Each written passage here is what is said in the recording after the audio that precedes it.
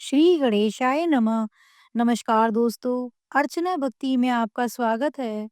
दोस्तों, आज हम इंदिरा एकादशी की व्रत कथा को कहेंगे।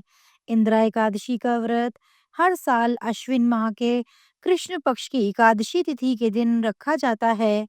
यह एकादशी पितृ पक्ष में आती है, इसलिए इसका महत्व और अधिक बढ़ जाता है।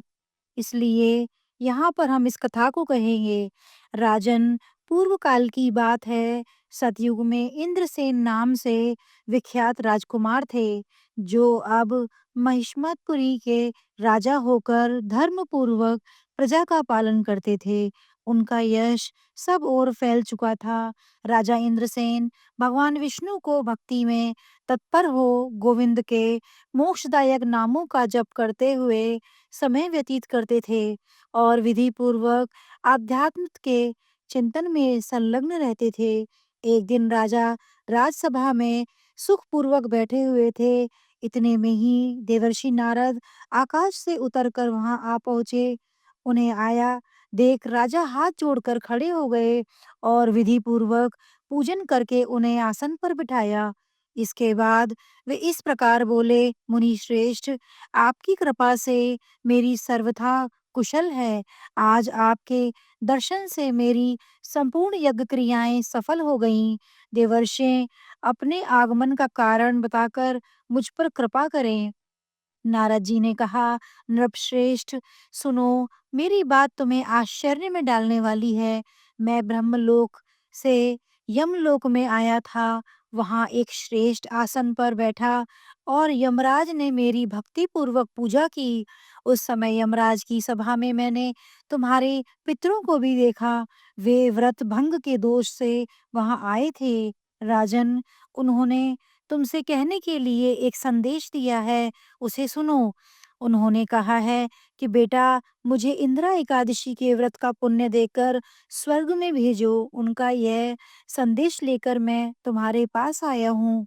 राजन, अपने पिता को स्वर्गलोक की प्राप्ति कराने के लिए इंदिरा एकादशी का व्रत करो। राजन ने पूछा, भगवान, कृपा करके इंदिरा एकादशी का व्रत बताइए। किस पक्ष में, किस तिथि में और किस विधि से उनका ये व्रत किया जाना चाहिए? राजेंद्र, सुनो, मैं तुम्हें इस सर्वथा कुशल व्रत की शुभकारक विधि बतलाता हूँ। आश्विन मास के कृष्ण पक्ष में दशमी के उत्तम दिन को श्रद्धा युक्त चित्त से प्रातःकाल स्नान करें।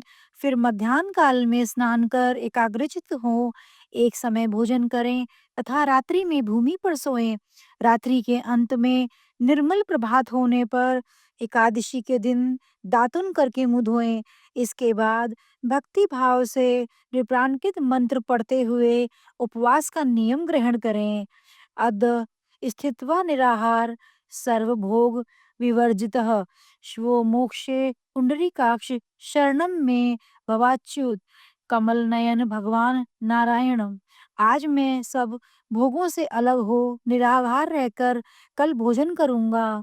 अच्युतम, आप मुझसे मुझे शरण दें। इस प्रकार नियम करके मध्याह्न काल में पितरों की प्रसन्नता के लिए शालग्राम शिला के सम्मुख विधि पूर्वक श्राद्ध करें तथा दक्षिणा से ब्राह्मणों का सत्कार करके उन्हें भोजन कराएं। पितरों को दिए हुए अन्नमय पिंड को सूंघकर विद्वान पुरुष गाय को खिला दे। फिर धूप और गंध आदि से भगवान हविकेश का पूजन करके रात्रि में उनके समीप जागरण करें। तत्पश्चात सवेरा होने पर द्वादशी के दिन पुनः भक्ति पूर्वक श्री हरि की पूजा करें। उसके बाद ब्राह्मणों को भोजन कराकर भाई बंधु नाती और पुत्र आदि के साथ स्वयं मौन होकर भोजन करें। राजन, इस विधि से आलस्य रहित होकर तुम इंदिरा एकादशी का व्रत करो। इससे तुम्हारे पितृ भगवान विष्णु के बैकुंठ धाम में चले जाएंगे। भगवान श्री कृष्ण कहते हैं, राजन, राजा इंद्रसेन से ऐसा कहकर देवर्षि नारद अंतर्ध्यान हो गए। राजा ने उनकी बताई हुई विधि से अंतःपुर की रानियों, पुत्रों और भृत्यों सहित उस उत्तम व्रत का अनुष्ठान किया। कुंती नंदन व्रत पूर्ण होने पर आकाश से फूलों की वर्षा होने लगी। इंद्रसेन पिता गरुड़ पर आरूढ़ होकर श्री विष्णु धाम को चले गए और राजर्षि इंद्रसेन भी अकंटक राज्य का उपभोग करके अपने पुत्र को राज्य पर बिठाकर स्वयं स्वर्ग लोक को गए। इस प्रकार मैंने तुम्हें इंदिरा एकादशी के व्रत के महात्म्य का वर्णन किया है। इसको पढ़ने और सुनने से मनुष्य सब पापों से मुक्त हो जाता है। जय श्री हरि।